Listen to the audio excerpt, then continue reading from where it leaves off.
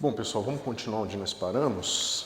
Então, se vocês lembrarem, a gente estava discutindo um pouco a questão dos referenciais acelerados, né? A gente estudou a situação onde a gente tem o módulo desse cara aqui,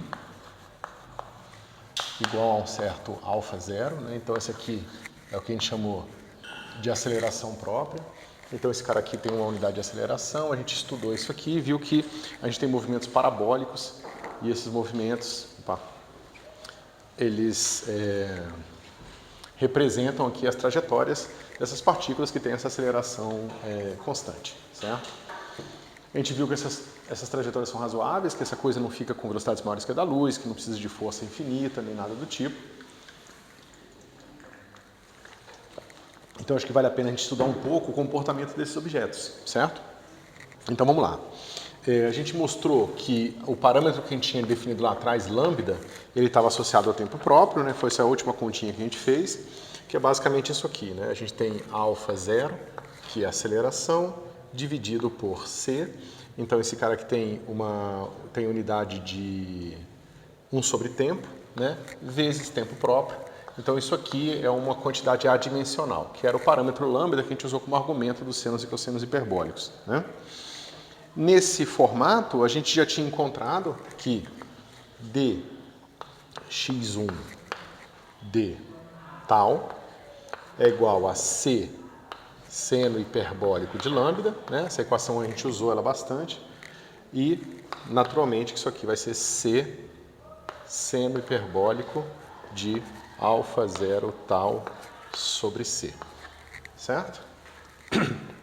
A gente pode integrar esse cara e colocar, digamos, ele na origem no início, tá certo? Então você vai ter x1, é basicamente a integral de seno hiperbólico, é cosseno hiperbólico e vai aparecer o quê? Esse cara aqui no denominador, certo? Então, dividido por isso aqui, vai ficar c ao quadrado sobre alfa zero cosseno hiperbólico de alfa zero tal sobre c. Pessoal, eu fiz isso aqui muito rápido, eu simplesmente integrei essa equação dos dois lados e coloquei a condição inicial em tal igual a zero como o x1 em tal igual a zero. Então eu só estou sincronizando a origem, tá? Vocês já vão entender por quê.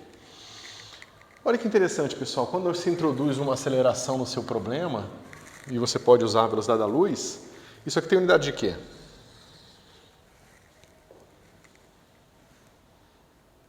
Né? Esse cara tem sobre tempo quadrado, esse tem sobre tempo quadrado, esse aqui tem distância ao quadrado, esse aqui tem uma distância só. Então isso aqui tudo tem unidade de distância. Então, quando você introduz uma aceleração no seu problema, você ganha de graça uma unidade de comprimento, tá certo? Então você veja que esse cara, ele começa na origem e depois ele vai andando, né? Vai aumentando, a posição dele vai aumentando exponencialmente, depois com cosseno hiperbólico. Se você pega o x0, a gente já tinha calculado o x0 e tinha c2 sobre alfa zero, seno hiperbólico de alfa zero tal sobre c também, certo? Mas ele aqui aparece esse mesmo fator de distância que está aqui, tá certo? Bom, o que a gente pode fazer? Veja, esse cara é uma coisa assim, né? Oi? A gente tinha... Deixa eu mostrar de onde é que eu tirei. Cadê? Esse é o x0 em cima. Cadê a equação? Tá, eu acho que eu esqueci de mostrar isso para vocês. Então, o que a gente sabe, né?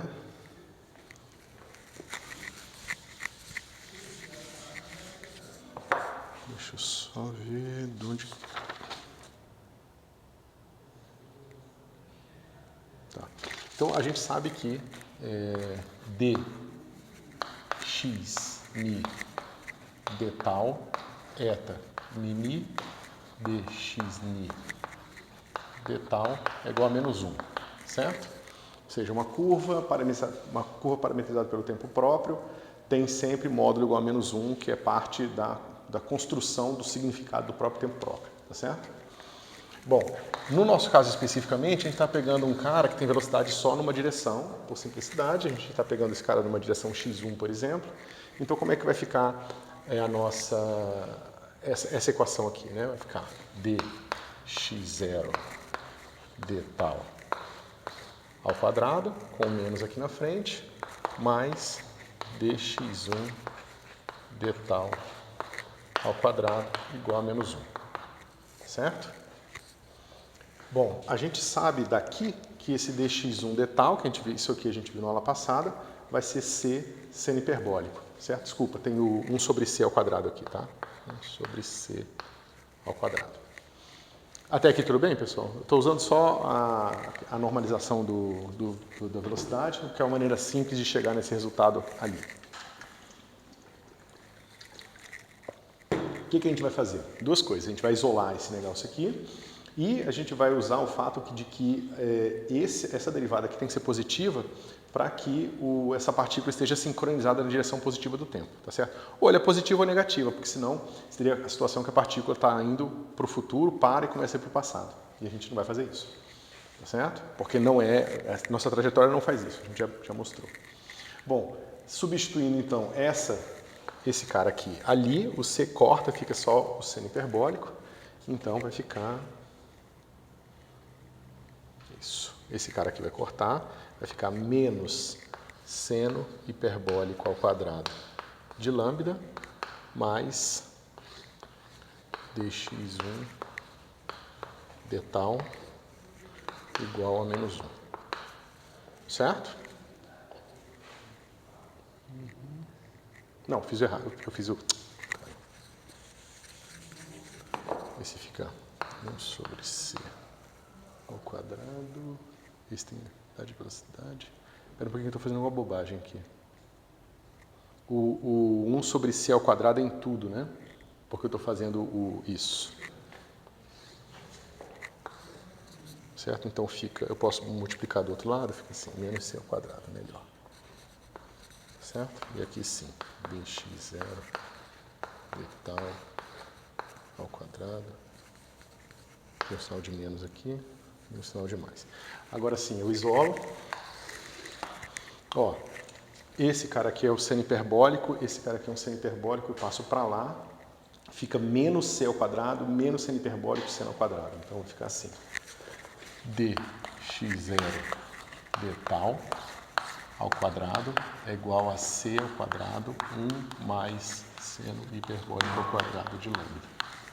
Certo? Mas o que é isso aqui, pessoal?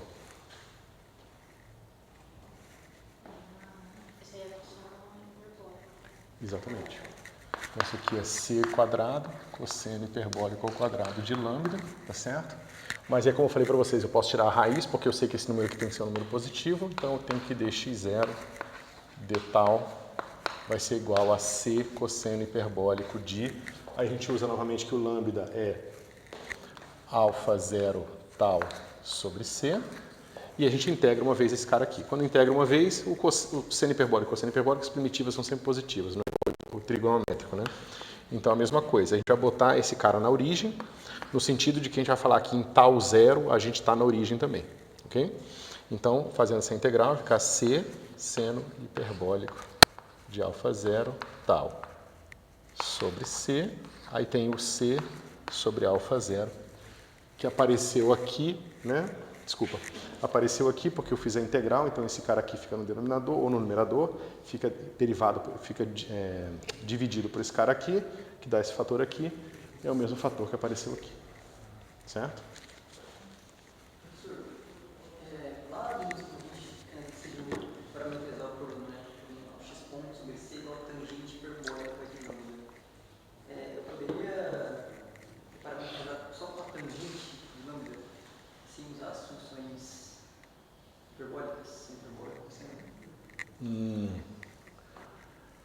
Bom, poder você pode, mas não vai funcionar. Assim, porque ali a gente está usando essas relações trigonométricas hiperbólicas para reescrever a raiz de 1 menos alguma coisa, entendeu? E isso não vale para o caso trigonométrico, só vale para o hiperbólico. Né, você conseguir usar isso para escrever em termos de 1 sobre cosseno hiperbólico ao quadrado e tirar a raiz, só funciona porque é 1 menos. é porque é 1 menos v ao quadrado sobre c ao quadrado, entendeu?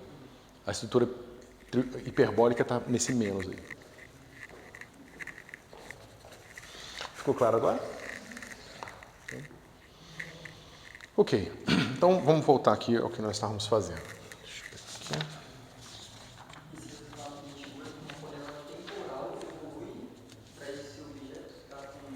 Isso é o que eu vou desenhar aqui agora. Então veja, a gente tem aqui um cara que esse cara aqui é a origem, ou seja, isso aqui é x0 igual a 0, y é x1 igual a 0, certo? E a nossa curva a gente fez de forma que ela começa aqui também quando o nosso tal é igual a 0. Tá certo? Cuidado, espera um pouquinho, não foi isso que eu fiz não. Ela começa aqui, tá certo? Quando tal é igual a 0, mas aqui, ó, eu fiz bobagem, né? Esse cara aqui começa em c sobre alfa 0, certo? Então isso aqui está errado, né? E esse cara aqui é c ao quadrado sobre alfa 0, tá certo? Começa aqui, tá? E eu posso fazer a evolução, ou seja, quando o tempo aumenta, o que acontece aqui com esse cara? Né? O meu tal vai aumentando, o meu seno hiperbólico vai crescendo, o meu cosseno hiperbólico vai crescendo também. Só que o que acontece logo no começo, né? Ou seja, o que acontece com o seno hiperbólico para tal bem pequenininho? O que você falou? O que acontece com o seno hiperbólico quando o argumento é pequeno? Domina linearmente, né? Então o que vai acontecer é que esse cara aqui, ele vai ter uma coisa do tipo, esse argumento vezes isso aqui vai ficar C e só, né? C tal. Todo mundo concorda? E o que vai acontecer com o cosseno hiperbólico? Ou seja, o que vai acontecer com o nosso x1 aqui?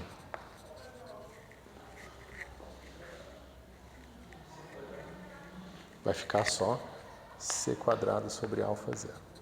Então você vê que esse cara começa fazendo uma coisa assim, ó. Ele está praticamente só se movendo aqui, ó. Então ele começa assim. Aí quando o meu argumento cresce muito, o seno hiperbólico ele satura pela exponencial positiva e o cosseno hiperbólico satura pela exponencial positiva também. Então esses dois caras vão crescer igual. Mas na hora que eles começarem a crescer igual, fica uma linha reta. Certo? Então essa linha reta, ela se aproxima o quê? De uma coisa que vai com a velocidade da luz. E ela vai até a origem, essa coisa que vai com a velocidade da luz. Certo? Vocês entendem que é com a velocidade da luz e para a origem? Porque basicamente o que acontece é que você vai ter uma coisa assim, né? Uma trajetória que vai ser exponencial de alfa 0 tal sobre c, exponencial de alfa 0 tal sobre c. Né? Digamos que um tal grande é suficiente, fique assim, né? Deixa eu ver. Tem um C2 sobre alfa 0 aqui fora. Vocês concordam? Então, isso aqui, ó, você vê que a passagem de tempo é igual a passagem de espaço. Significa que a velocidade é a velocidade da luz. Mas significa que quando você pegar e regredir essa reta, ou seja, esse cara, ele se aproxima assintoticamente de uma reta. E se eu faço a regressão da reta para trás, ela vem até a origem, porque não tem nenhum mais alguma coisa aqui. Não tem mais nada aqui.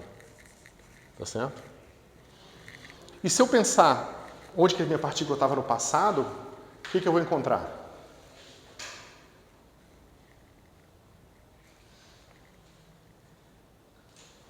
Né? Meu tal vai ficando negativo, então o que vai acontecer com o meu tempo? Meu tempo vai ficar negativo, porque o meu seno hiperbólico é uma função ímpar. Tá certo? Então, meu tempo fica negativo, ele vem para cá, assim. Então, tem também uma assíntota para cá, que esse cara vai se aproximar dessa assíntota. Então, eu vou fazer esse movimento parabólico aqui, ó, e que vai sempre próximo dessa assíntota. Só que eu posso mexer, quer dizer, por enquanto não. Isso aqui está entendido, pessoal? Então, o que é isso? É um observador com aceleração alfa, 0 constante, que no instante de tempo 0 está nesse ponto do espaço. Certo? Mas olha que interessante, parece que eu posso estender isso e construir um sistema de coordenadas a partir desses caras. Eu posso falar o seguinte, mas e se eu tivesse um outro cara com a mesma aceleração, mas que no instante... Desculpa. Se eu tivesse um outro cara com uma aceleração constante, mas eu quero que ele esteja num ponto inicial diferente. Eu escolho ele para estar aqui, por exemplo. Como é que eu posso fazer isso?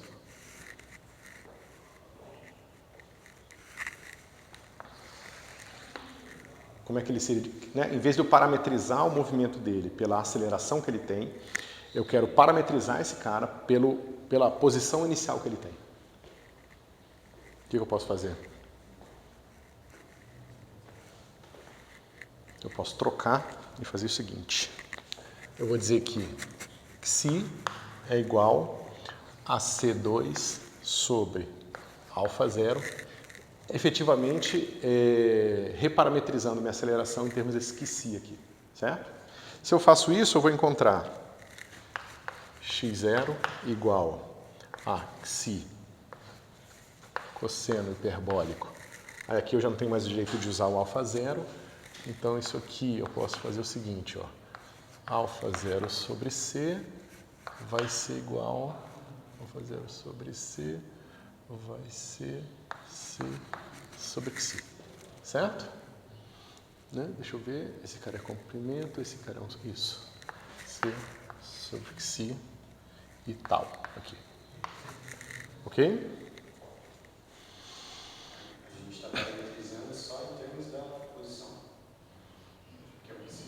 Isso. Se a gente quisesse parametrizar totalmente em termos da posição, a gente teria que fazer esse negócio aqui, tá certo? Mas não é exatamente isso que a gente quer fazer. A gente quer que mude a posição inicial, mas a gente não quer mudar a aceleração, tá certo? Então, se a gente mantiver aqui assim, cadê onde estava? Alfa zero sobre C. O que acontece, então, se eu escrevo esse cara aqui?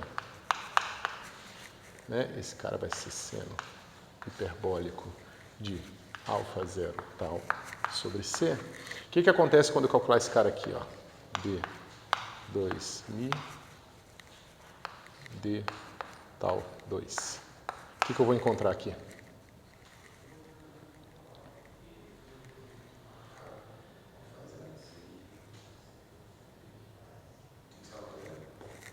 Eu vou pegar esse cara aqui, vai derivar duas vezes, vai sair esse cara aqui ao quadrado, vai ficar assim. Deixa eu fazer todos os passos.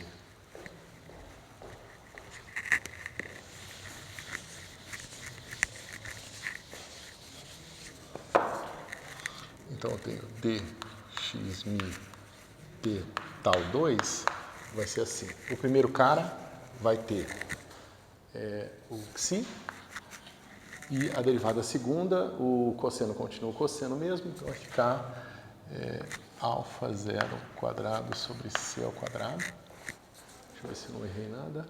Não. Cosseno hiperbólico. Cosseno hiperbólico de alfa zero tal sobre C. Né? E aqui vai ficar a mesma coisa. O outro cara é seno hiperbólico, quando ele duas vezes, vai sair duas vezes, Xi alfa zero ao quadrado sobre C ao quadrado, seno hiperbólico de alfa zero tal sobre C. Né? 0 e 0. Se eu pego o módulo quadrado desse cara aqui, como é que vai ficar? Dx d tal ao quadrado, vai ser menos isso aqui ao quadrado, certo?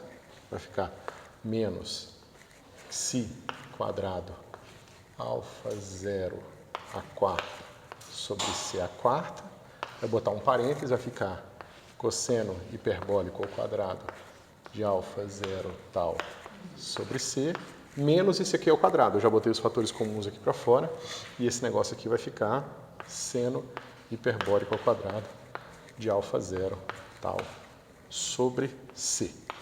Certo? Bom, e aí? Esse negócio aqui vai dar menos Xi ao quadrado alfa zero a quarta sobre C a quarta. Isso.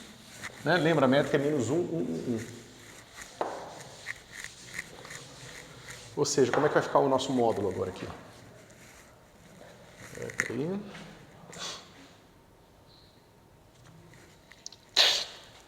Se eu fiz igual bobagem. É a derivada segunda. Tá? Então, esse cara é derivada da segunda desse treco ao quadrado, tá? E deixa eu ver se tem um menos, tá certo? Isso, porque ali é o módulo do negócio, por isso que eu joguei esse menos fora. Se eu pegar só o módulo, vai ficar dx2d tal 2 vai ser igual a xi alfa 0 ao quadrado sobre c ao quadrado. E aí, o que isso diz pra gente, pessoal?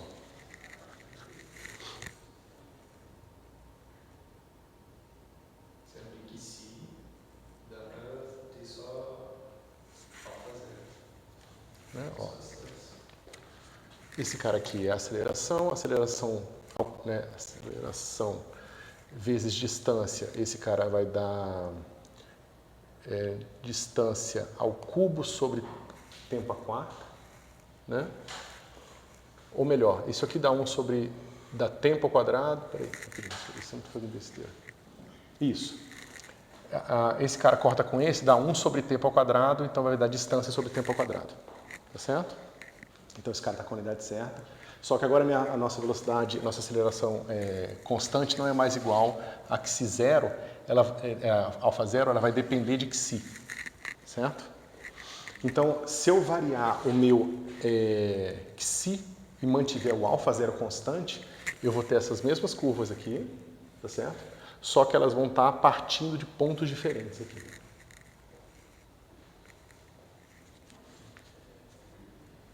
Tá certo? E que parte do espaço eu posso preencher variando meu xi? O que acontece quando o meu xi vai para zero? Peraí, espera um pouquinho aqui. Espera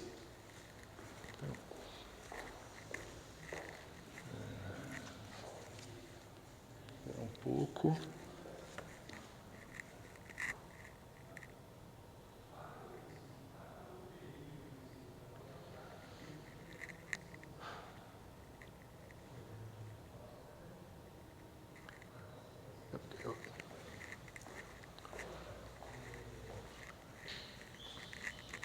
Porque, veja, o comportamento é sempre esse aqui, né? Quando eu mudo o meu xi,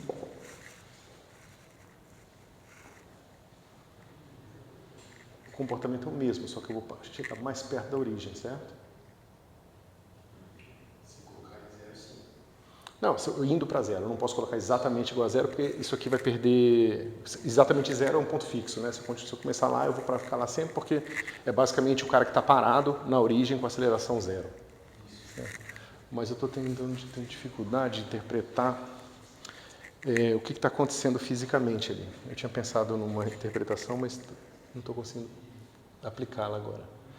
Eu acho que vai afundando mais, né? Quanto mais longe você está do limite, mais ela vira uma reta e quando você vai terminando,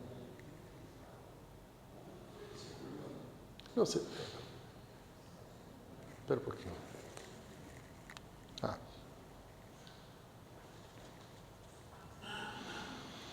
Eu troco o cara pelo xi.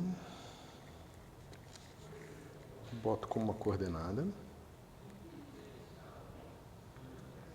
Só um instantinho, pessoal, porque isso aqui é crucial para entender essas coordenadas aqui, que elas são meio complicadinhas mesmo. Deixa eu só ligar aqui o ar-condicionado.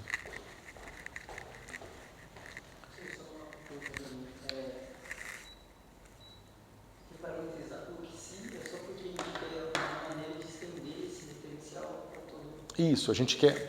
O que nós queremos? A gente quer observadores, que a gente possa construir um sistema de coordenadas para que a gente possa encontrar métrica para esses caras aqui, certo? O problema é que você não consegue um segundo observador com a mesma aceleração que não vá cruzar esse cara aqui, entendeu? Outros observadores, eles iriam cruzar essas trajetórias, e não iria permitir a gente construir um sistema de coordenadas. Então a gente é obrigado a fazer essa escolha meio estranha que a gente está fazendo aqui, entendeu? Mas eu estou tentando dar elementos interpretativos para que vocês possam entender o que significa fazer essa escolha, tá?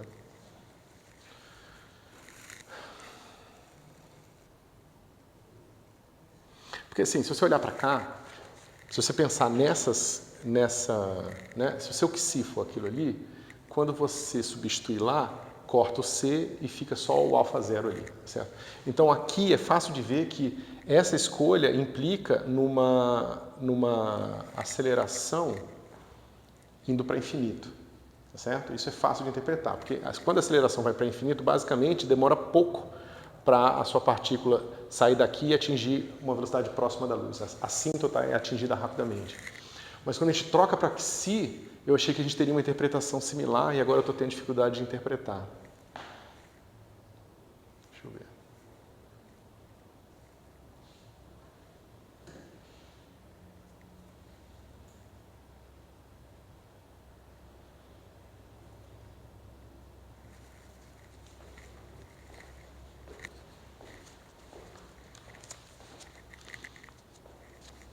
É porque eu posso fazer aquilo. O meu Xi pode chegar perto de zero, só que a minha aceleração fica menor. Só com a aceleração menor, como é que eu justifico esse cara chegar rápido na assíntota? Vocês entenderam por que eu estou...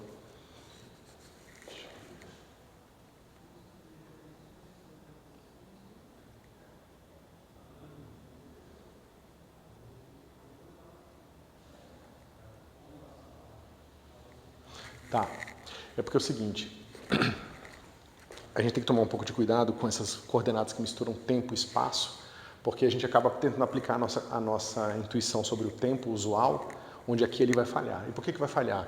Quando o meu Xi vai indo para zero, eu não só estou chegando em zero lá, mas eu vou fazer com que... Peraí, está ao contrário, né? Cosseno hiperbólico é no 1, isso está errado. Aqui é seno hiperbólico e aqui é cosseno hiperbólico, tá certo? Deixa eu ver se... Isso mesmo, o 0 é seno hiperbólico e o 1 é cosseno, tanto que a gente começa daqui, certo? Então, o efeito disso é o seguinte, a minha coordenada de tempo, ela vai passar proporcional a Xi, tá certo? Então, o que eu estou fazendo? Minha partícula está indo para cá, mas ao mesmo tempo eu estou fazendo com que o tempo coordenado em termos do tempo próprio passe de forma diferente, porque o fator de proporcionalidade vai ser cada vez menor também, tá certo? Então é por isso que dá a impressão de que a gente não está aumentando a aceleração, mas a gente está aumentando a aceleração. Se você pensar nessa coordenada em termos dessa, ou seja, se você pegar, por exemplo, a razão desses caras aqui, essa razão não depende do Xi, tá certo? Então é porque a gente está confundindo o tempo coordenado, que é quando essa curva se aproxima dessa, tá certo? Essa curva vai se aproximar dessa, né, para um tempo coordenado grande, mas a gente não pode confundir com o tempo que está passando no relógio que está aqui dentro, porque ele pode passar de forma totalmente diferente do que a gente está esperando, certo? Então, sim, a gente não veria diferença se ele estivesse nesse aqui ou mais próximo do... Ok, vamos calcular o tempo próprio, que eu acho que a gente... Que seria proporcional? Como assim? Eu não entendi a sua pergunta. Não veria a diferença entre o que e o que? Por exemplo, eu estou no C quadrado sobre alfa, que você colocou ali. Isso. Daí, por exemplo, eu estou em outra posição também, mais próximo da origem. Ou seja, você mudou para essas soluções aqui. Isso. Ok, aí você escolheu um Xi pequeno. Isso. Você escolheu um Xi pequeno, significa que você vai ter que aumentar muito o tempo próprio, esse tempo aqui, para que o seu x0 mude. Entendeu? Demora muito. Só que como demorou muito para isso acontecer, esse cara teve que ficar muito grande para vencer a pequenez desse cara aqui. Só que quando esse cara fica muito grande e vence a pequenez desse cara aqui, o seno hiperbólico se aproxima da exponencial. Então, do ponto de vista do tempo próprio, demorou a mesma quantidade de tempo. Mas em relação ao tempo coordenado, né, isso tudo aconteceu nesse ínter aqui, ó, muito rápido. Tá certo? É a questão da dilatação do tempo mesmo. Mas, por exemplo, o efeito físico, se eu tivesse um e no outro, eu não conseguiria ver essa diferença? Então, por isso que eu pensei em calcular o tempo próprio aqui. Então, como é que vai ficar o nosso fator gama, né? Então, agora naquelas coordenadas, o nosso fator gama é dx mi d tal a gente já calculou, né? Tá aqui. O dx, mas aqui é a derivada segunda. Vamos pegar a derivada primeira, dx mil d tal.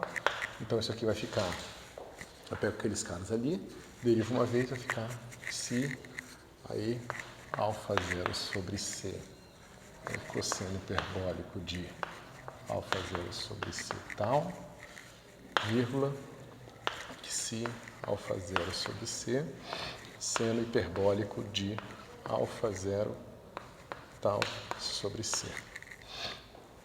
Todo mundo concorda? Eu simplesmente calculei a derivada primeira daquele cara ali, 0, 0. Agora eu não estou pegando mais o módulo quadrado da aceleração, vou pegar o módulo quadrado da velocidade, que tem que ser menos 1, e se não for menos 1, significa que o meu tempo próprio precisa de uma correção para eu saber qual é a relação entre esse tempo aqui e o tempo próprio de fato, para essas novas curvas, tá? Então, novamente, esse cara aqui vai dar... Deixa eu ver, isso. Espera aí. Eu tinha feito errado, ó, pessoal. Por isso que deu esse menos 1 aqui, tá? Eu enrolei vocês, mas eu estava errado. Lembra que eu parti do seno e cosseno trocado ali? Era para ser seno aqui. E aqui era para ser cosseno. Tá certo? Quando eu pego o módulo quadrado desse cara aqui, vai ficar esse cara ao quadrado com sinal de menos. E esse cara, né, vai ficar aqui. Seno hiperbólico ao quadrado. E aqui cosseno hiperbólico ao quadrado. E isso aqui dá mais. Porque a gente não teve que botar menos nenhum. Achei que a gente tinha, mas não tinha não. Tá? Eu tinha errado aqui. Certo? Agora não. Agora aqui de fato é cosseno. Tá certo? Então como é que fica esse negócio aqui? Módulo ao quadrado. Dx. D tal. Vou botar só assim.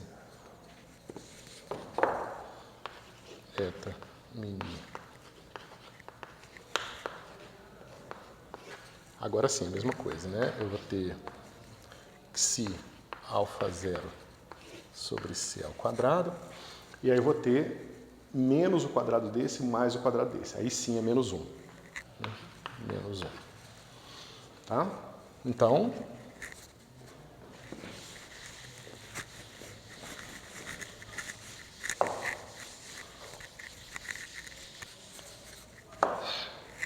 Como é que vai ficar? O meu d tal barra, digamos que esse tal aqui era o tal tempo próprio original do nosso problema, tá? Vou botar um tal d tal barra aqui, vai ser igual a essa raiz, que vai ser epsilon alfa zero sobre c, né? Isso aqui está certo?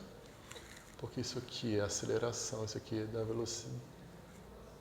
Esse cara vai dar velocidade ao quadrado. Dividido por velocidade, então velocidade vezes tempo, tá? Então é c d tal, e aqui vai ficar d tal. Certo? Deixa eu ver se eu errei alguma coisa. Não. Então a gente está encontrando que tal barra vai ser igual a xi alfa zero sobre c ao quadrado. Tá certo?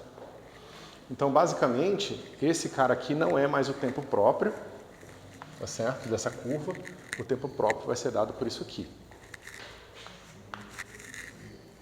Certo? Se a gente substituir aqui de volta, a gente vai ter, digamos, aquele efeito de dilatação do tempo vai ficar mais simples de interpretar. Porque aí a aceleração vai ficar toda em termos daquele cara ali. Tá certo?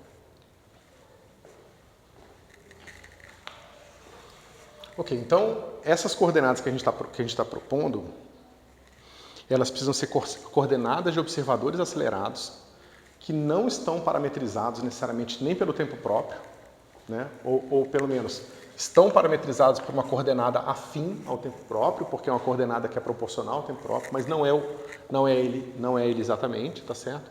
Porque a nova coordenada xi vai aparecer na definição do tempo próprio, certo? Eu acho que está um pouco confuso. Vocês querem fazer alguma pergunta para ver aonde eu posso melhorar a explicação?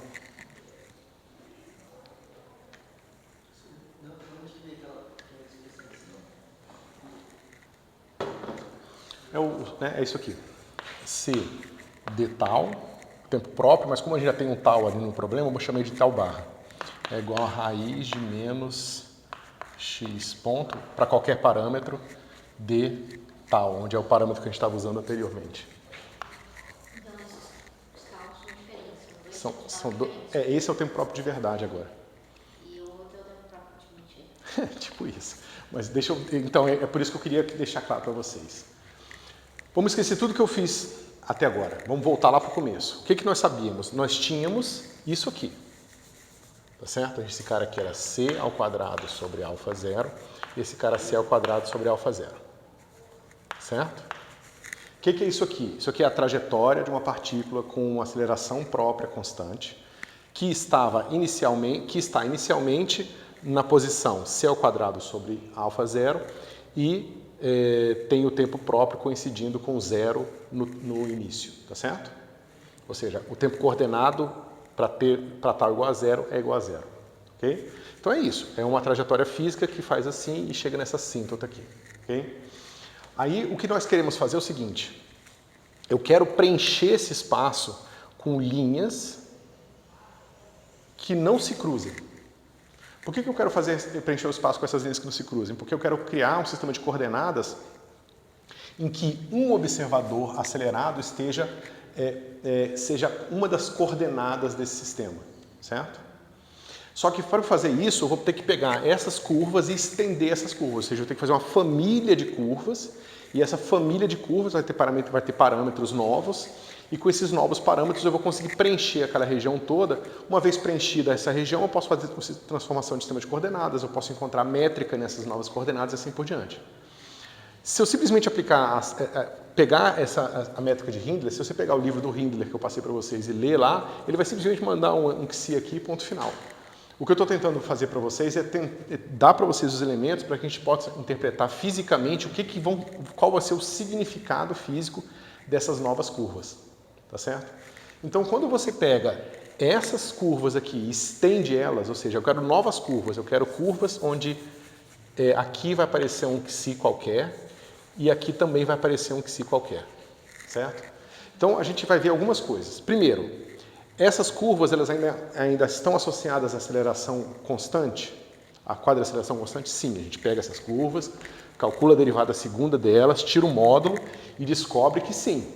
Só que agora, para cada uma dessas curvas dentro dessa família, cada uma delas vai ter uma aceleração diferente, o que já é estranho, porque para a gente preencher esses caras aqui de curvas sem com que elas se cruzem, a gente precisa fazer com que as acelerações sejam diferentes. É isso que eu ia perguntar. Acelerações diferentes é só para manter as curvas entre as paralelas. Isso, manter elas sem se cruzar. Elas são diferentes entre si, mas dentro de cada linha elas são constantes. Exatamente. Ou seja, tudo depende da condição inicial da posição da partícula no tal igual a zero, certo? Além disso, quando você estende esse parâmetro para um XI qualquer, você perde o significado de tempo próprio desse parâmetro aqui. Ele passa a ter um outro significado, ou seja, se você calcular aqui, ó, ele só vai ser tempo próprio quando o XI for igual a c ao quadrado sobre alfa zero. Aí ele coincide tal barra com tal. Ele passa a ser o tempo próprio que ele era quando a gente construiu essa curva aqui, onde xi é c ao quadrado sobre alfa zero. Ou seja, se xi for c ao quadrado sobre alfa zero, tal barra é igual a tal. Se não, esse tempo aqui ele tem que passar a ser interpretado de uma forma diferente. Ele é simplesmente uma nova coordenada que está associada a uma curva original que a gente usou para construir esse negócio aqui, tá certo? Mas que não é mais o tempo próprio, certo? Melhorou? Acho que mais claro, né? Porque só o tempo próprio se for nessa escolha específica de C. Sim.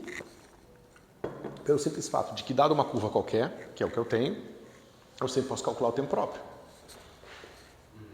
E aí eu simplesmente calculo, fazendo essa extensão para novas curvas, ou seja, eu pego essa curva aqui, mas agora estendo, eu pego a próxima curva aqui, que vai ter um XI diferente. Mas as assíntotas, tudo aqui vão ser parecidas. Eu pego essa nova curva aqui, tá certo?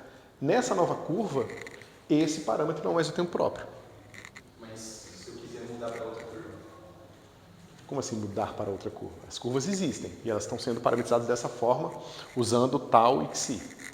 Sim, mas é isso eu entendi. Porque eu estou comparando a minha que eu estou aqui com a da outra. Mas e quando eu estou na outra, tentando comparar as outras?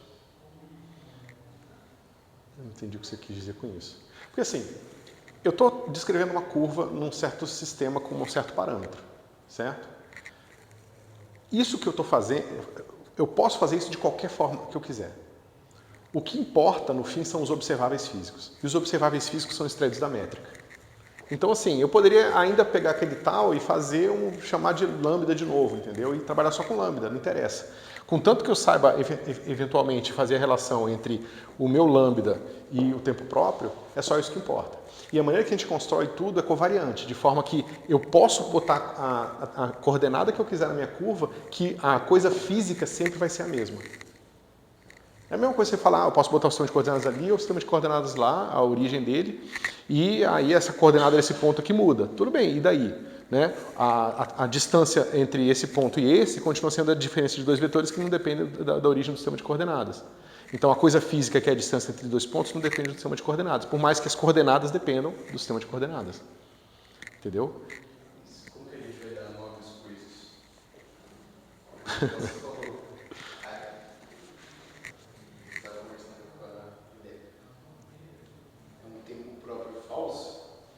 É só uma coordenada. Mas daí ainda seria o tempo próprio do anterior? Tipo, você está relacionando tempos próprios de cada curva. Seria isso, por exemplo, sim, exatamente. Ou seja, quando passar 1 segundo para o observador que saiu daqui, ou seja, quando esse tal foi igual a 1 segundo, para esse outro cara vai ter passado um tempo proporcional a isso aqui. Então, sim, se você quiser pensar em relação entre observáveis de curvas reais, então isso ali, aquele ali te dá a proporção de quão rápido o tempo desse cara passa. Boa, gostei. O tempo desse cara vai passar diferente para o tempo desse cara aqui. É isso. Legal. Tá. É isso. Ótimo. Bom, mas por mais que a gente faça toda essa brincadeira, a gente ainda está preso, nós estamos presos nisso aqui, tá certo? Que a gente chama, né, de borda, isso aqui é borda de Hindley. Ok? E nessa região a gente fica descrito por esse sistema de coordenadas aqui. Okay? De forma, para simplificar as coisas, a gente acaba escrevendo o sistema de coordenadas de Hindley direto assim, ó. x0 é igual a xi. É justamente como o tempo próprio ele passa a ter um significado mais, ou melhor, como o parâmetro aqui passa a ter um significado mais volúvel, a gente acaba simplesmente botando o parâmetro adimensional que a gente tinha usado originalmente, que é o lambda aqui, tá certo? E esse cara vai ser igual ao xi, cosseno hiperbólico de lambda, tá certo? Pessoal, isso aqui na construção histórica foi muito mais, como é que se diz? A razão de a gente ter chegado aqui na construção histórica é simplesmente porque quando você calcula o módulo quadrado da quadraceleração, você vai ter uma coisa assim, menos a ao quadrado mais b ao quadrado. E aí o Hindley pensou, bom, isso aí eu consigo resolver analiticamente botando senos e cossenos hiperbólicos e resolvendo. Depois que as pessoas, pensando sobre o sistema de coordenadas, que está preso nessa borda aí, elas foram interpretar isso como uma família de observadores acelerados e tudo mais. Certo? Agora, novamente, esse sistema de coordenadas ele é bastante difícil de interpretar porque as acelerações são diferentes, a coordenada, né, de tempo tem significados que variam dependendo da posição inicial que você partiu. Né? Então, isso tudo precisa ser considerado na hora que a gente for interpretar. Eu estou falando isso porque muitas vezes você vai pegar esse tipo de borda de Hindley e você descreve uma teoria de campos aqui. Né? Você pode pegar uma teoria de campos aqui, que você pode escolher exponencial de kx para fazer uma decomposição numa base de Fourier, ou você pode fazer uma decomposição que seria, não é exatamente isso, tá, pessoal, mas seria um i, k, só que em vez de usar x aqui, você usa o xi. Não é isso exatamente. Ou seja, você tenta fazer uma série de bases para descrever modos de vibração de osciladores harmônicos, que é basicamente um campo quântico, nessas coordenadas e nessa. E você descobre que se você escreve um vácuo assim ou um vácuo assim, De um ponto de vista você vai ver partículas, do outro ponto de vista você vai ver vácuo e vice-versa, tá certo? Então, por exemplo, o efeito Unruh, que é o efeito de você pegar um detector e acelerar ele, ou seja, botar ele num referencial acelerado, ele pode ser descrito com esse tipo de conta aqui. Só que então tem que tomar cuidado, porque essa coordenada aqui ela é difícil de ser interpretada. Certo? Por isso que tem tanta discussão sobre efeito Unruh, porque essas coisas aqui são bem difíceis, certo? Ok?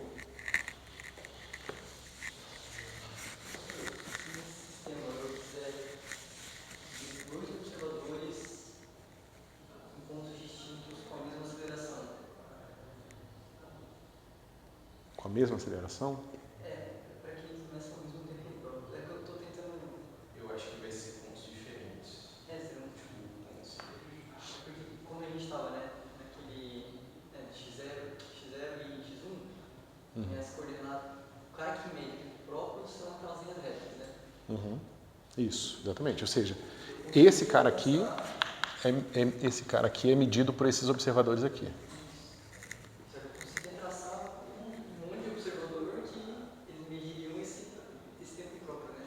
Aqui parece que não, porque se eu vou um pouco para o lado, eu estou com uma aceleração diferente, eu começo um outro tempo que não é o tempo próprio.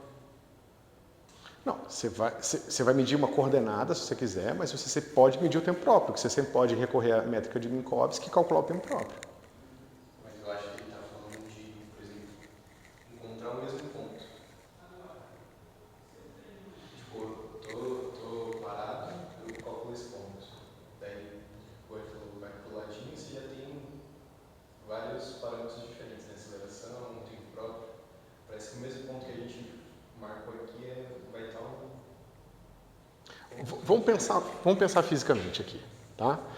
O cara saiu daqui, aí ele tá numa daquelas curvas, então ele vai fazer isso aqui, certo? E esse cara, ele tem um relógio lá com ele, e esse relógio dele vai medir tal barra. Então esse cara aqui, ele está seguindo tal barra. Aí toda vez que ele chegar e encontrar um colega dele que está aqui, que está sincronizado para que aqui ele marque o x0 igual a 0 no relógio dele, vai perguntar, bem, quanto que é o seu tal barra? Ah, meu tal barra é tanto e o meu x0 é tanto. Então existe um mapa entre esses dois caras aqui, tá certo? Só que a gente acaba não fazendo um mapa entre esses dois caras porque eles são inconvenientes, justamente porque eu precisaria ter uma coordenada diferente para cada uma das curvas. O que eu faço? Eu uso a coordenada globalmente definida, tá certo? E falo, bom, quanto é que é o seu tal barra? É tanto. Deixa eu traduzir para tal e agora eu vou fazer uma relação entre tal e x0, porque eu sei traduzir de tal barra para tal.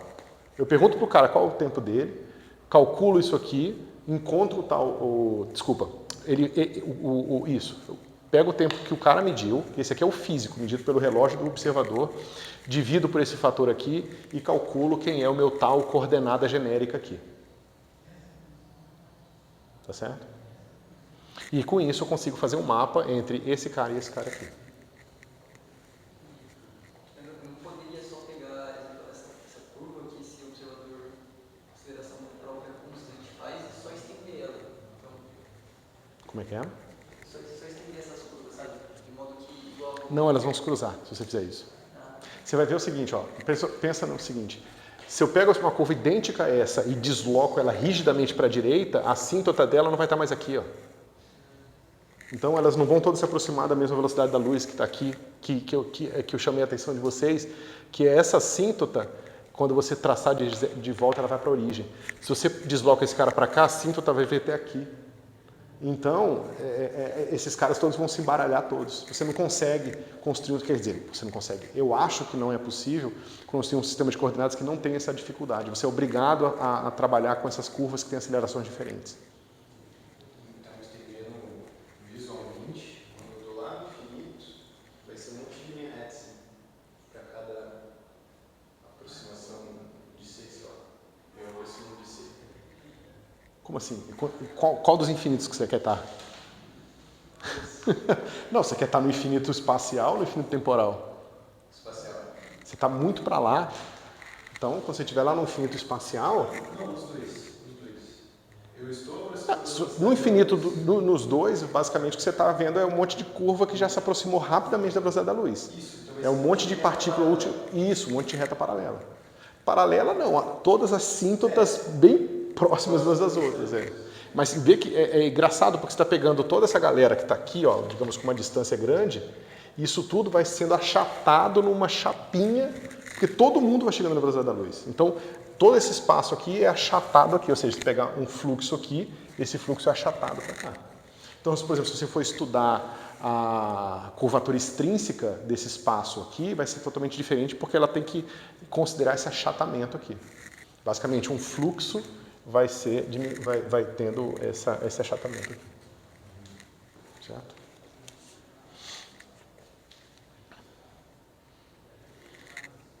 Ok? Quanto mais eu infinito o espaço, mais devagar eu prossigo de velocidade da luz, não? Quanto mais para o infinito... porque é a mesma coisa que a gente tinha, né? O meu xi, deixa eu tinha apagado ali, para aquela curva original, deixa eu ver. O meu xi, cadê? É c ao quadrado, isso. C ao quadrado sobre alfa zero. Então, para esse cara ir para infinito, esse cara tem que ir para zero. Então, os caras que começam lá para o infinito espacial, eles têm que ter uma aceleração bem devagar, porque senão eles não podem chegar muito rápido lá para não achatar demais as curvas ali. Certo? Então eles vão demorando, aí todas as outras já foram achatando, aí demora para eles chegar lá junto também. Entendeu?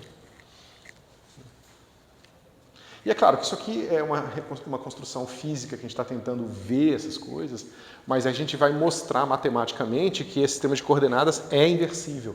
Isso tudo que a gente está falando em física pode ser visto matematicamente provando que existe um domínio de xi e alfa e lambda, onde essas duas equações são inversíveis. Existe uma relação de 1 para 1 entre elas. Tá certo? E isso garante matematicamente que essa é uma mudança de coordenadas bem posta e que nenhuma dessas curvas se superpõe. Mas esse exercício físico que a gente está fazendo aqui é excelente para a gente entender que a imposição matemática muitas vezes é fácil de você trabalhar com ela e muito difícil de interpretar o que está acontecendo.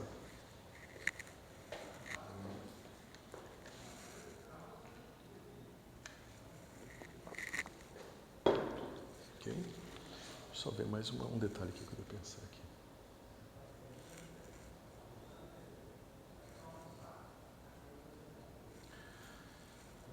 Aqui está a quarta, aqui está assim.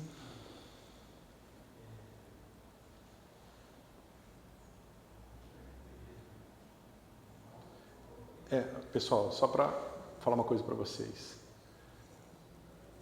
Isso aqui que eu fiz está incompleto, tá certo? Não está errado, mas está incompleto. Se a gente botar agora aqui assim, ó, dx2d tal barra 2. Então, veja, se eu trocar o meu tal aqui por tal barra, eu vou ganhar um fator no denominador, né? Aqui no denominador, eu vou ganhar um fator de c ao quadrado alfa. Então, isso aqui vai ser alfa zero. Então, a aceleração desses caras, em relação ao tempo, usando o tempo próprio deles, vai ser sempre a mesma. Tá certo? Tá.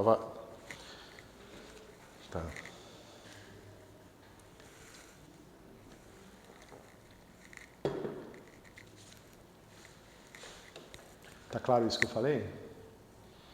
Porque o meu tal ele vai ganhar um fator de c ao quadrado sobre xi, eu corto isso.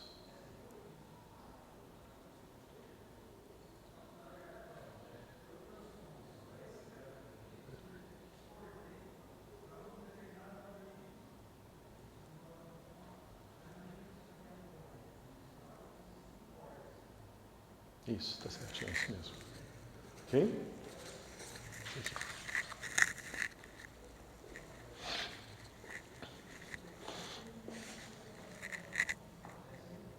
Então.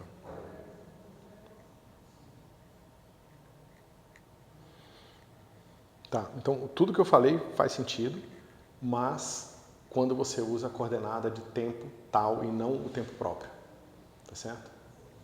Tudo que eu falei vale, toda a discussão que a gente acabou de ter vale, mas para essa coordenada aqui, ou seja, acelerações em relação a essa coordenada aqui, dependem da posição inicial e tem toda a interpretação que a gente falou aqui, tá certo? Mas se você pegar a aceleração própria, aquela que é feita com o tempo próprio, ela é sempre constante igual a alfa zero. Então, para cada curva, eu estou no tempo próprio. No tempo próprio dela, a aceleração é sempre igual a alfa zero. Sempre alfa zero. Isso. Se eu ficar mudando de curva, Todos eles medem a mesma aceleração. Faz sentido, né? Porque é proporcional a variação das curvas, né? Isso.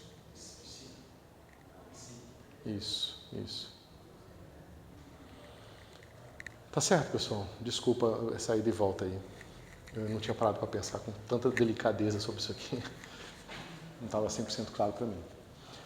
Bom, então a gente entendeu aqui essa troca de sistema de coordenadas, tá certo? Então a gente vai basicamente trabalhar com esses dois caras aqui e vai fazer agora a inversão desses caras, calcular a métrica e ver como é que o nosso sistema se comporta, tá certo? Beleza. Se eu quiser construir um novo referencial, como se estivesse viajando na velocidade da luz, era só pegar essas coordenadas de equilíbrio e virar assim. Como é que é? Como se eu tivesse.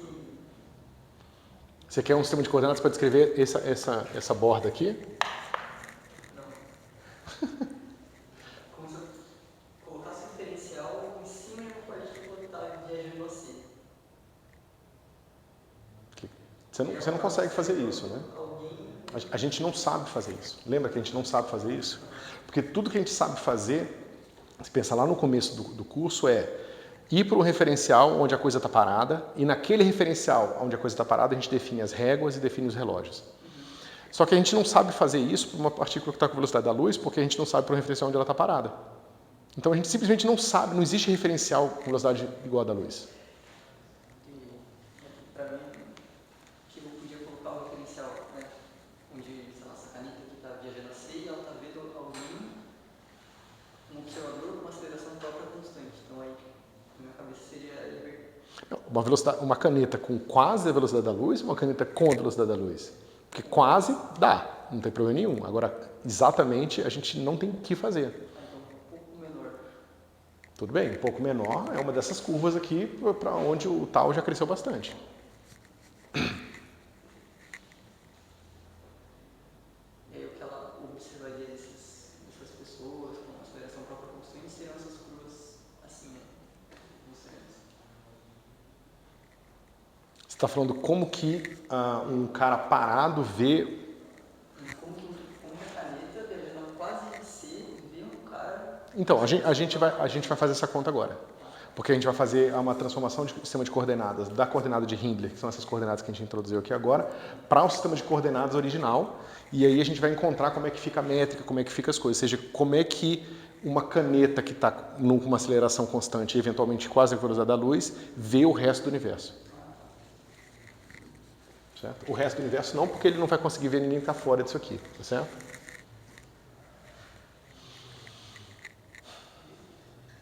Ok. Bom, vamos lá.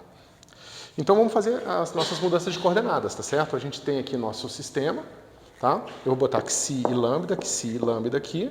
E agora a gente pode fazer o seguinte, a gente vai dizer que as novas coordenadas y0 vai ser o meu lambda e minha coordenada y1 vai ser o xi. Certo? Então a gente fez, eu vou deixar esse gráfico, esse plot aqui. Então vai ficar assim, ó, o meu φ de transformação de x para y vai ficar como, pessoal? Como é que eu posso escrever agora o meu x como função de y? Né? Como é que eu posso escrever o meu x como função de y? Desculpa, o meu y como função de x. O x função de y já está ali. Porque basta a gente substituir esse cara aqui, botar o y aqui e botar o y aqui. Isso. Então eu posso pegar a razão desses caras aqui, vai dar seno sobre cosseno, tangente hiperbólica, e aí vai ficar x0 sobre x1, eu tiro a inversa da tangente hiperbólica que existe e vai ficar assim. Tangente hiperbólica menos 1 de x0 sobre x1, certo? E aqui, como é que fica para eu pegar, para eu isolar agora e tirar fora o meu xi, né? Lembra, o meu xi está preso nessa região aqui, só faz sentido positivo. Eu poderia fazer todos os xis negativos também para cá, mas aí eu teria uma outra borda de Hindler para a esquerda. E elas coincidiriam só aqui na origem, que é um ponto excluído de qualquer forma, mas eu poderia descrever tanto esse pedaço quanto esse pedaço aqui com as minhas coordenadas de Hindler, tá certo? Então como é que eu faço isso, pessoal? É o quadrado desse menos o quadrado desse. Vai dar xi. Eu estou tirando a raiz do xi porque eu estou tomando que ele é positivo, certo? Então vai ficar aqui raiz de x1 ao quadrado, que é o cosseno, menos x0 ao quadrado. Certo? Professor, só para você entender como que fica a métrica nesse sistema de coordenadas? No sistema de coordenadas y. Né? Então eu só dei um nomezinho padrão para a gente poder usar as notações que a gente conhece, tá certo? E estou escrevendo as funções de transformação de coordenadas. A outra que a gente já sabe, né? É mais fácil, é assim. Essa aqui é simplesmente y1 seno hiperbólico de y0, vírgula, y1 cosseno hiperbólico de y0.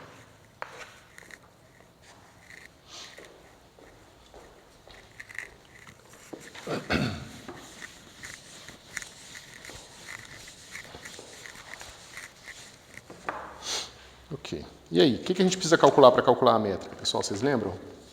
Né? A nossa transformação de coordenadas, que não é mais a transformação de Lorentz, né? A gente chama de lambda maiúsculo ainda, vai ficar del φ x mi, del y mi. E como é que fica esse cara? Eu vou fazer só a parte relevante, tá?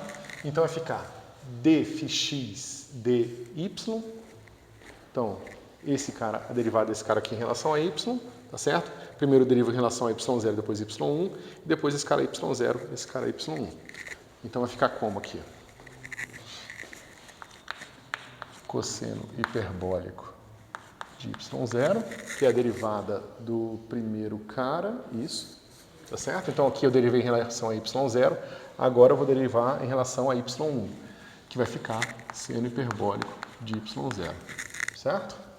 E aqui a mesma coisa, eu pego a segunda linha agora lá e vou derivar primeiro em relação a y0, vai ficar y1 seno hiperbólico de y0 e aqui cosseno hiperbólico de y0. Certo? Ok. E aí, qual o determinante dessa matriz, pessoal?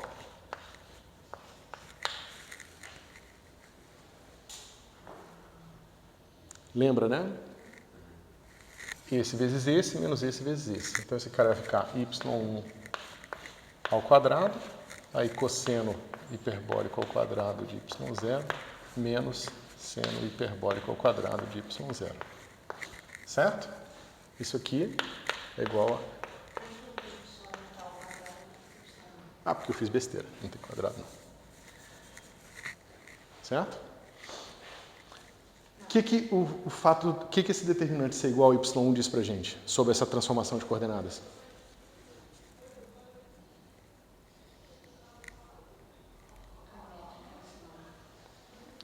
Essa transformação não funciona na origem. A gente já sabia disso, né? Porque a gente olha para essa transformação de coordenadas e vê claramente que na origem ela transforma todos os pontos y0 no mesmo ponto. Então uma relação de 1 para 1 não pode fazer isso. Então você tem que excluir y1 igual a 0 da sua transformação. Então, se você pensar isso do ponto de vista de uma variedade, basicamente nem a origem nem a assíntota estão presentes no espaço. Então isso aqui tem que ser topologicamente aberto, certo? É um aberto da variedade. Você está pegando 1/4 do seu R2 e pegando 1/4 aberto do R2 e mapeando nesse novo sistema de coordenadas, certo? Ok. Bom, e agora como é que vai ficar a nossa métrica, né? A gente tem que ds2 vai ser igual a eta mini d φ x mi dy alfa d φ x ni dy beta. Todo mundo concorda com isso, pessoal? Aqui, dy alfa, dy beta. Certo? Aquela continha que eu já mostrei para vocês. Eu introduzi essa notação aqui do φ, né? Quando a gente fez isso lá atrás.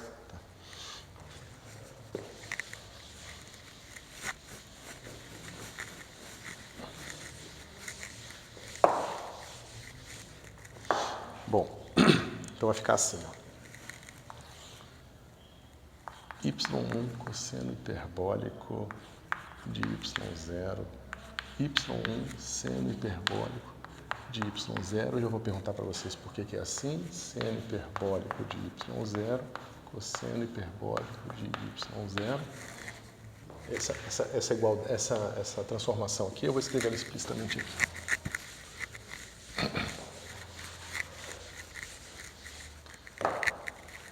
Aqui é a métrica de Minkowski, menos 1, 0, 0, 1. Novamente, só a parte relevante, tá, pessoal? E aqui é a nossa transformação original. Então, é y1 cosseno hiperbólico de y0, seno hiperbólico de y0, y1 seno hiperbólico de y0, cosseno hiperbólico de y0. Ok? Como é que fica isso aqui, pessoal?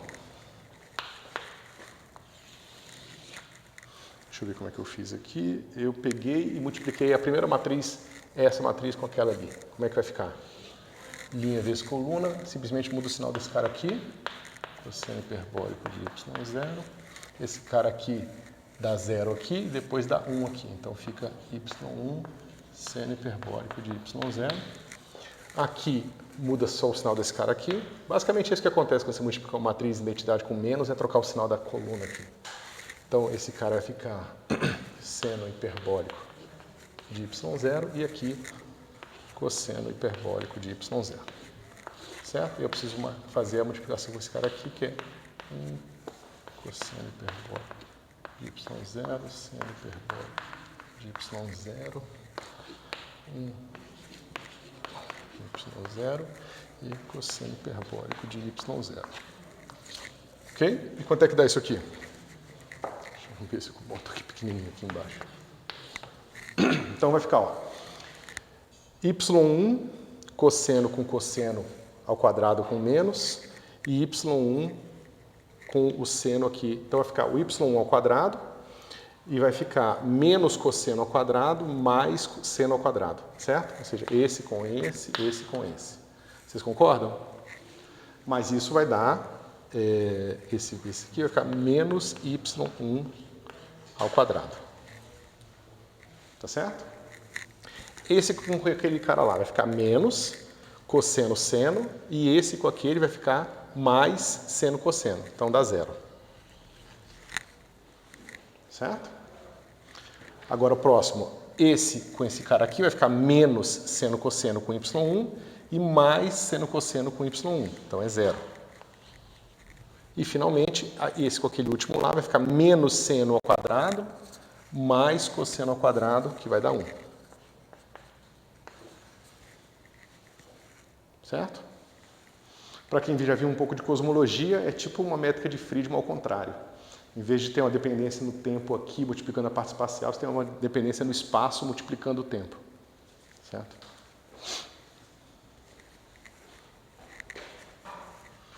Ok, então, agora eu acho que já está na hora de apagar isso aqui.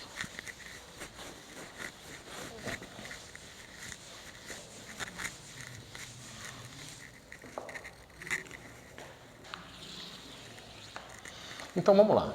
O que significa isso aqui, pessoal? y0, y1. Né? O que acontece quando eu pego um cara aqui, ó? Lembra, o meu y1 é sempre maior que 0, tá? Então eu só posso descrever, né? Ou seja, aquele bordo de Hindler todo, aquele bico, ele se transformou nisso aqui, ó. Isso aqui é velocidade maior que a da luz, igual ou maior que a da luz. Aqui é o 0, que está excluído também. E aqui é a velocidade maior ou igual à da luz. Tá? Então, aquele bico se transformou numa parede, que é essa parede aqui. Então, meu sistema de coordenadas está definido daqui para cá. Um cara que está parado no sistema de coordenadas é um cara que tem o y1 constante e varia só o y0. A gente já sabe quem são esses caras aqui, são as curvas que a gente estava olhando antes, certo? O que acontece se eu quero medir o tempo próprio de um... Vamos lá. Deixa eu ver se eu consigo fazer isso.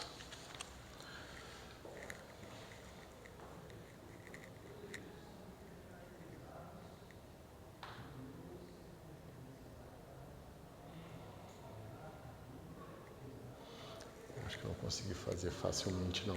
Não, porque se você pode botar uma curva que está... Um observador parado aqui, né? Um observador parado nas coordenadas x, que tipo de curva eles vão fazer nas coordenadas y? Essa dá para fazer. Um cara que está parado, não um cara com movimento com velocidade constante. Então, se ele está parado, o x1 é constante. Mas o x0 sempre aumenta, porque parado no espaço-tempo é o tempo passando. Então, esse cara está aumentando, tá certo? Então, esse cara cresce, esse cara evolui com o inverso da tangente hiperbólica e esse cara aqui com... Que engraçado, tá certo isso? O x0...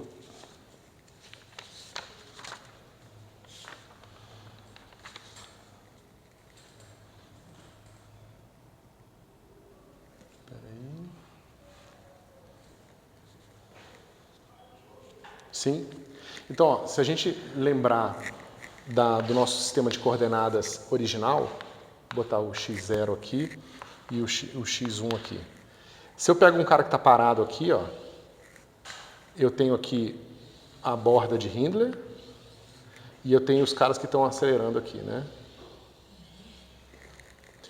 Esse cara vai ter uma hora que eu não consigo mais descrever ele no meu sistema de coordenadas de Hindler. Porque para eu descrever um ponto que está aqui, eu teria que ter um cara que passou pela velocidade da luz, só que esses caras não existem. Então eu não consigo descrever essa porção aqui. Ó. Então eu não consigo descrever um observador que está parado no sistema de coordenadas original, no sistema de coordenadas de Hindler, se o meu x0 for maior que x1. Que é justamente aqui. Ó. Essa região é a região x0 maior que x1, que é quem está acima da linha reta. E a linha reta é a velocidade da luz. E a mesma coisa aqui.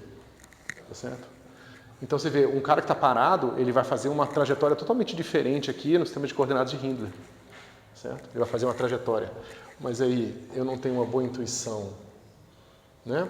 Basicamente, a gente vai dizer que o y0 é igual a tangente hiperbólica, né, de x0 sobre x1. Se x1 é constante, é menos 1, né?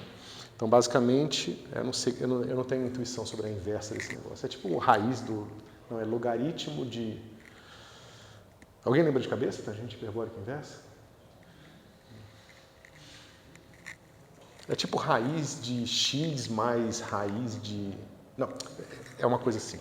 Logaritmo natural, né? De x mais ou menos raiz de x ao quadrado mais 1. É uma coisa assim. Tá certo? Mas eu não tenho muita intuição para fazer um desenho aqui para vocês, tá certo? Mas é isso. Então, esse cara aqui, ó, ele vai medir que tipo de tempo próprio?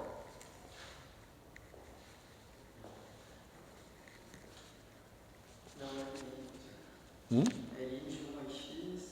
ln de... Dá um meio de ln de 1 mais x sobre 1 menos x. ln de 1 mais x... ln de 1 mais x sobre 1 menos x.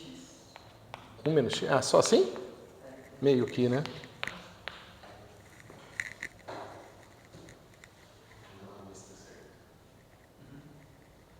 Então, aí tem o mesmo tipo de limitação aqui, né? Ou seja, esse cara aqui não pode ficar maior que esse cara aqui, porque senão aqui embaixo fica ruim. Mas é isso, para x pequeno, esse cara se comporta como... Eu não saberia dizer. Alguma coisa tipo quadrado, provavelmente, tá certo? E para x grande vai ser com log de x. Mas depois eu posso pensar em fazer um desenho disso aqui para vocês. Tá? Mas vamos calcular o tempo próprio da curva para a gente poder seguir em frente.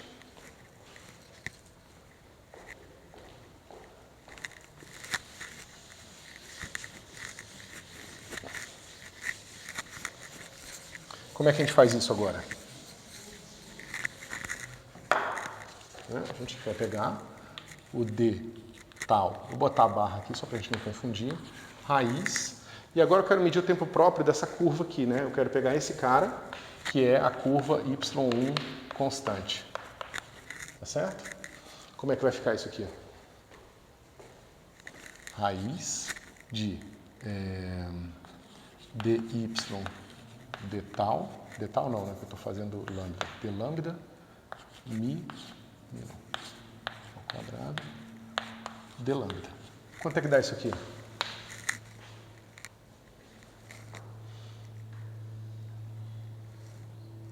Como é que eu descrevo essa curva aqui, pessoal? É assim, né? Y de lambda. Lambda não, porque lambda vai confundir com a outra que a gente estava usando. Deixa eu botar uma outra variável aqui.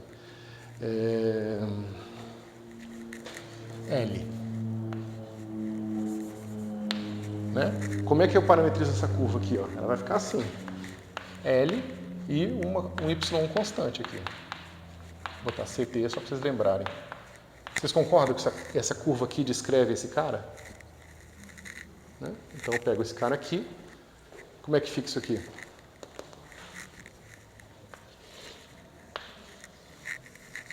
Eu preciso da métrica, né? O que eu preciso multiplicar na primeira componente?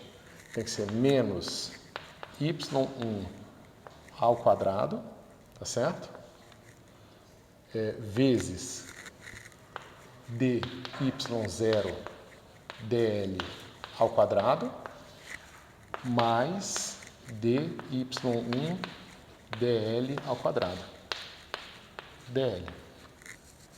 Mas isso aqui é zero, porque a partícula está parada em Hindler, tá certo? E sobra esse cara aqui, né? Desculpa, é menos isso, então menos com menos fica mais aqui e fica menos aqui. Certo? y1 é positivo, então y1 delta L é igual ao meu delta tal.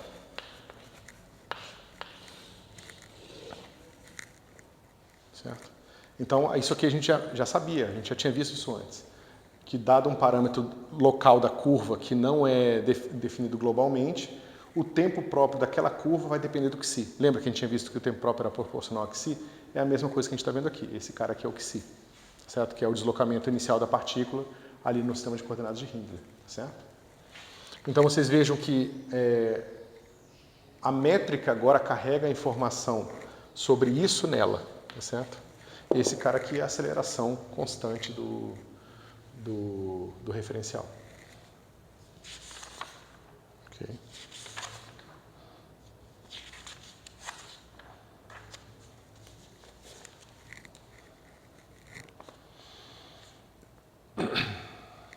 Ok, deixa eu pensar aqui. Pessoal, alguma dúvida em relação a isso?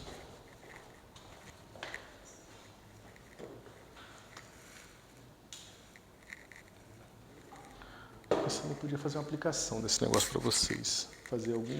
Resolver algum problema físico no sistema de coordenadas de Hindler.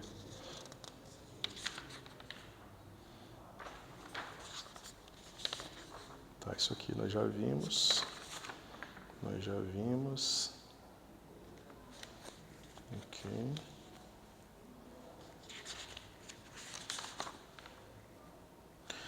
Ok, pessoal. Eu vou mudar de assunto agora que a gente viu essa parte de Hindler. Eu vejo se para a próxima aula eu preparo uma aplicação disso aqui.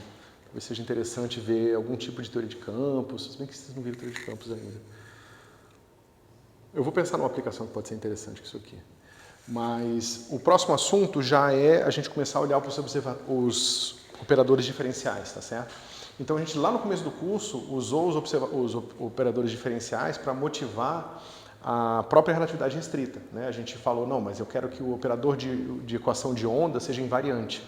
Então, em vez de ter uma transformação de Galileu, eu preciso de uma nova transformação, e a gente mostrou que a transformação de Lorentz respeita, né, isso a gente não mostrou, a gente vai mostrar agora, mas a gente mostrou que a transformação de Galileu não respeita a forma do operador de onda, certo? Então, se a gente pega a equação de onda que sai do eletromagnetismo e tento fazer uma mudança de Galileu, a gente acaba com um operador diferencial diferente, certo? Então, a gente precisa agora construir um operador diferencial que seja covariante usando a geometria que a gente tem em mãos. E agora a gente tem os elementos geométricos para fazer isso, tá certo? Então, como é que a gente faz isso? Antes, lá no Galileu, a gente trabalhava muito com gradiente e com derivadas temporais, certo? Então, a gente tinha que fazer o quê? A gente tinha que fazer uma descrição de um campo, de uma posição de uma partícula, alguma coisa do tipo. A gente usava esse cara, certo? E esse cara aqui, para construir as nossas propagações, certo? Só que esses dois caras, agora, eles não podem ser pensados em separado, né? Deixa eu botar um sobre C aqui. Por que a gente não pode pensar esses dois caras separadamente?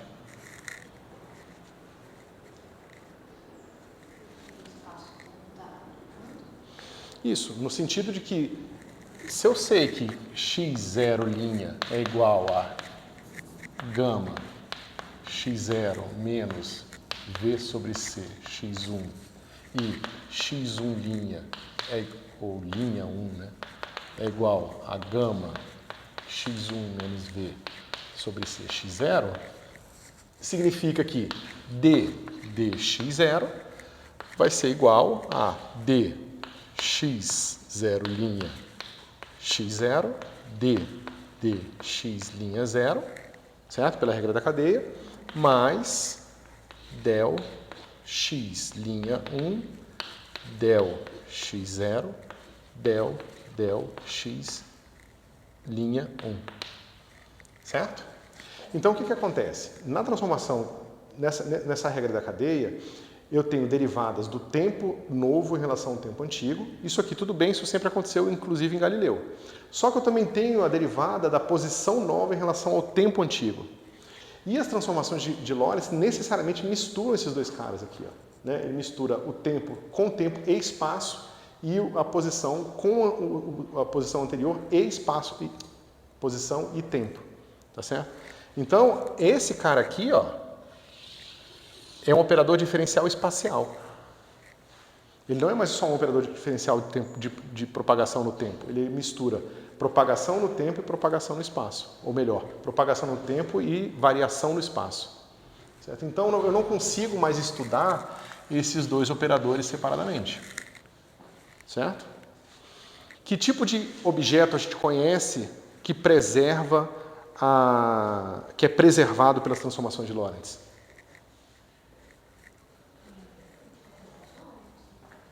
Qual? As constantes, tudo bem, mas a própria métrica. A gente constrói a métrica justamente de forma que ela seja preservada pelas transformações de Lorentz. Significa que esse cara vai se transformar com uma transformação de Lorentz, né? Esse cara também vai se transformar com uma transformação de Lorentz. E se eu coloco uma métrica aqui, ó, o que vai acontecer? Opa. Esse objeto aqui, eu vou escrever ele assim, del mi, ele vai ser um invariante de Lorentz. Certo? Quem é esse invariante de Lorentz? É o que a gente chama de D'Alembertiano, ou quadradinho. Certo? Como é que ele fica se eu quiser escrever ele explicitamente? É aquilo que eu falei para vocês que aparece no eletromagnetismo, porque é exatamente o que acontece lá. Aparece esse cara aqui, ó, C ao quadrado, del 2 dt2 mais Laplaciano. Num certo sistema de coordenadas. É fácil mostrar que em qualquer outro sistema de coordenadas, se eu botar o linha em vez do original, vai aparecer uma linha aqui e uma linha aqui, onde essa linha aqui é o t' que está associado ao x0', e aqui são as derivadas em relação às variáveis espaciais x1', x2' e x3'. Tá certo? Então, do ponto de vista da geometria, eu não posso, de forma global, falar de disposição no espaço sem necessariamente falar também de propagação no tempo. Certo? Por exemplo, quando a gente fala isso aqui, né? Ou seja, você pega lá um problema de eletromagnetismo, você descobre que você quer resolver essa equação aqui. Né? O que significa resolver essa equação? Significa dizer que esse cara aqui tem uma certa estrutura, né, e que essas condições de contorno vão definir esse potencial dentro desse espaço. Okay? Só que se eu faço uma transformação de Lorentz, num outro sistema de coordenadas, esse cara aqui vai ganhar um fator desse cara aqui. Porque isso aqui não é um operador covariante para a transformação de Lorentz. Esse operador aqui, ele não envolve a métrica, ele envolve uma outra coisa aqui, que é só uma métrica espacial, que não é preservada pelas transformações de Lorentz. Então, se eu pego aquele operador e faço uma transformação de Lorentz nele, ele vai ganhar outros termos. Ou seja, se num referencial as equações são aquelas, num outro referencial as equações são diferentes. Tá certo? Então, não faz muito sentido eu descrever isso aqui no espaço e tempo. Eu preciso necessariamente usar esse operador aqui para descrever alguma coisa no espaço-tempo. Tá certo? Isso não significa que essa equação seja inválida, tá? Existem situações para um certo referencial onde você vai supor que o seu sistema é estático ou estacionário e aí aquela equação vai ser satisfeita, mas não porque a equação certa é essa, mas é porque eu estou supondo que isso aqui é igual a zero. Ou seja, a equação continua sendo essa aqui. É isso que eu estou perguntando. No limite clássico a gente volta a essa. Isso. Agora, cuidado, não é limite clássico. Seria uma aproximação para uma, como é que se diz? Para um referencial especial. Porque veja, isso aqui, se for válido num referencial, não vai ser válido em todos. Uma situação eletrostática, ela não é válida em todos, mas vocês já sabem disso intuitivamente do ponto de vista da física, porque você sabe que a eletrostática no referencial não vai ser exatamente estática no referencial em movimento, porque vai ter as cargas, as correntes, podem ser correntes estacionárias, mas elas vão estar lá. Então, um problema que tinha só campo elétrico passa a ter campo magnético também. Tá certo? Mas como é que você vê isso? Digamos que a sua função seja assim. É uma função v de t, x1, x2, x3. Tá certo? E você diz que ela não depende desse cara aqui. Tá certo? Ou seja, isso aqui, a derivada desse cara de v em relação a t é zero. Ela não depende desse cara aqui. Eu posso variar essa primeira entrada livremente. Tá certo? Se eu faço uma transformação de Lorentz no novo sistema de coordenadas, deixa eu escrever assim. No outro sistema de coordenadas vai ficar assim, v de x gama x' 0 mais v sobre c x' 1. Vocês concordam? É o que está na primeira entrada. Ok? Aqui vai aparecer gama x' 1 mais v sobre c x' 0, certo? E aqui, digamos que eu não fiz transformação, está tudo igual. Tá certo? Essa nova função, quando você olhar ela do ponto de vista de uma função de x0', x1', né? x'2 e x'3, essa função ela depende das 4 variáveis. Porque quando você variar x'0, ela vai mudar o valor. Como é que você consegue ver isso graficamente? Pensa que você está num referencial aqui, x0, x1, tá certo? E digamos que o meu v, ele aumenta quando eu ando na posição. Digamos que é a diferença de potencial. Eu tenho uma placa com potencial aqui, uma outra placa com outro potencial, e uma potencial ele vai de V0 para V1 aqui. Então ele está aumentando o meu potencial, tá certo? Então, digamos que eu vou fazer assim. Como é que eu posso fazer isso aqui? Como é que eu posso desenhar? É uma função que está aumentando daqui para cá, tá certo? Mas ela não está passando no tempo, ela está só aumentando. Então eu não sei exatamente como fazer esse desenho. Vamos fazer o seguinte, vamos dizer que o valor da função seja a grossura desse cano aqui, tá certo? Então está só aumentando assim, ó. Mas quando o tempo passa é a mesma coisa, tá certo? O cano é o mesmo porque a função aumenta da esquerda para a direita, mas não aumenta de cima para baixo. O que acontece agora no referencial, no outro referencial de Lorentz? A gente sabe, né? Eu tenho aqui a velocidade da luz, tá certo? E dado um observador com velocidade v sobre c, os pontos de simultaneidade dele são esses aqui, ó. Só que agora os pontos de simultaneidade dele está vendo a função com valores diferentes.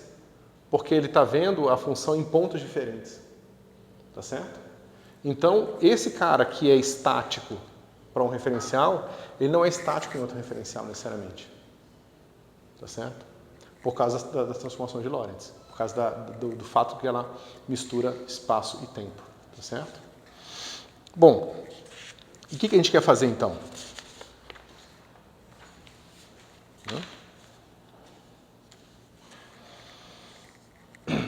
Nós queremos encontrar as soluções para essas equações aqui. Certo? Essas ou essas, tanto faz. Esse cara aqui. E é isso que a gente vai estudar agora. A gente vai estudar como que nós encontramos soluções para essas equações. Essas soluções elas vão envolver condições de contorno complicadas, porque as condições de contorno agora tem que considerar o que acontece no espaço e no tempo. Tá certo? E aí a gente vai descobrir que existem duas maneiras de propagar a informação, né? Do passado para o futuro, do futuro para o passado. São os dois tipos de propagadores. A gente vai fazer toda a continha para mostrar isso aí. Certo? Ok. Antes disso, pessoal, a gente vai discutir um pouco. Eu vou mostrar para vocês como que essas coisas todas podem ser simplificadas quando a gente descreve elas numa linguagem de álgebra de Clifford, tá? Mas na próxima aula a gente continua isso e eu vou mostrar basicamente que as álgebras de Clifford elas aparecem na hora que o Dirac olha para esse cara aqui e fala, bom, a mecânica quântica relativística não existe porque esse cara seria, digamos, a extensão relativística da equação de Schrödinger. Esse cara não preserva a probabilidade. Essa dinâmica não preserva a probabilidade. Aí ele pensa, bom, mas ela não preserva a probabilidade porque ela é de segunda ordem no tempo, essa equação aqui. E a equação de Schrödinger é de primeira ordem no tempo. Ele fala, já sei, vou tirar a raiz desse cara. Vou dizer que esse cara é um outro operador ao quadrado. Então ele tira a raiz desse operador aqui. E para fazer isso ele introduz as álgebras de Clifford. Né? E aí ele consegue tirar a raiz do operador e não adianta nada. Não adianta nada no sentido de que não resolve o problema, não te dá uma mecânica quântica relativística boa. Mas ele acabou de descobrir o positron a fazer isso aqui. Porque esse negócio mostra para a gente que para você descrever partículas com essa equação, com esse cara aqui, você vai precisar dos espinores, e os espinores necessariamente agrupam partículas e antipartículas. Então, se você quiser descrever um elétron, tem que ter um positron. Na época, ele achou que era o próton, mas depois descobriu-se que não era, tinha que ter a mesma massa. E aí ele falou, mas o próton não tem uma massa tão maior, como é que eu vou fazer para explicar isso? Aí, poucos anos depois, ou meses depois, eu não lembro quanto tempo isso passou, o pessoal descobre o positron e aí ele de certa forma, consegue prever a existência do próton através da imposição dessa equação aqui. Mas, novamente, ela não dá ainda uma teoria de mecânica quântica relativística boa, porque ela também não preserva a probabilidade. Mas ela dá uma teoria de campos correta para os férmions, que é basicamente o que a gente usa até hoje. Certo? Mas é tirando a raiz do quadradinho aqui, encontrando o del cortado. Beleza? Mas é isso, pessoal. Na próxima aula a gente continua.